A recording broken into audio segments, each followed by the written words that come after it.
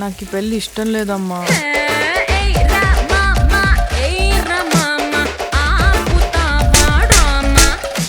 ఆయనలాగే బాగా సున్నితమమ్మా.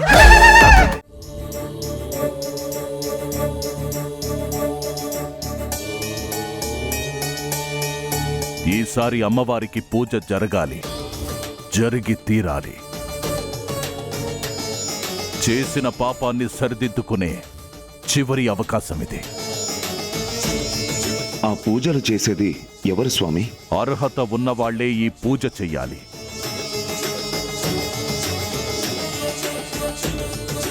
ఇది ఆ దివాణం వారి సమస్య మాత్రమే కాదు, ఈ ఊరి సమస్య. ఈ సమస్యకు ఆదిగురు పరిహారం ఉందని చెప్పారు. దాని పరిష్కారం మాత్రం అర్థం కావడం లేదు. ఈ ఊరి సమస్య ఆ దివాణంతోనే ముడిపడి ఉంది. సమస్య మొదలయ్యింది ఆ ఇంట్లోనే.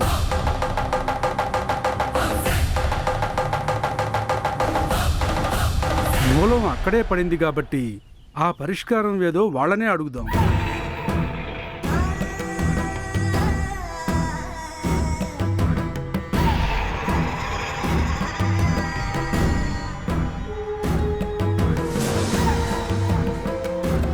వాళ్ళ దగ్గర జవాబు దొరుకుతుందని నాకైతే అనిపించడం లేదు.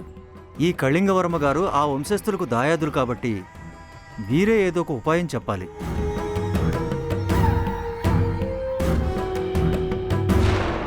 చూడండి, అది ఉపాయం కాదు, అపాయం.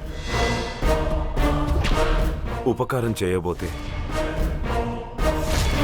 నాకు నా తరానికి అపకారం జరిగే అవకాశం ఉంది. కాబట్టి ఇంకేదైనా మార్గం ఉందేమో ఆలోచించాలి. మార్గం ఏముంటుంది కళింగవర్మ గారు? దివాణంలో మిగిలింది ఇద్దరు.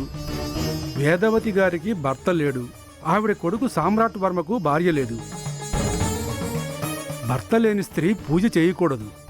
ఆవిడ కొడుకుకు భార్య లేదు కాబట్టి పూజ చేసే అవకాశమే లేదు. వాళ్ళ వల్ల ఇప్పుడు ఏ ఉపయోగమూ లేదు.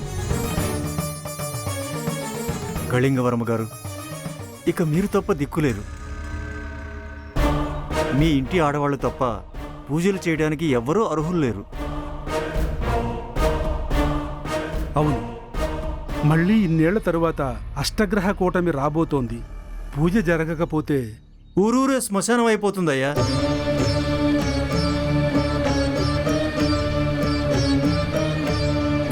మీరు నన్ను పూజకొప్పించడం లేదు, ఒక బలికి ఒప్పిస్తున్నారు.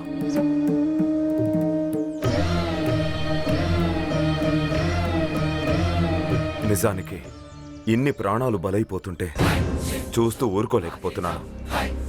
అందుకని ఇంత సాహసం చేయమంటారా? సహాయం చేయమని అర్థిస్తున్నాము. ఈ విలయతాండవం ఆపాలి. ఈ ఊరి కన్నీరు ఆగాలి. అది మీ వల్లే జరగాలి.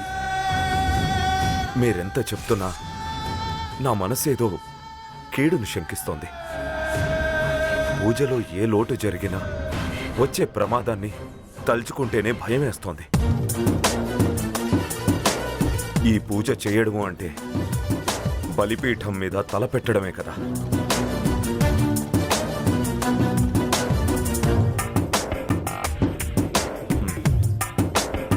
సరే, అలాగే కానివ్వండి.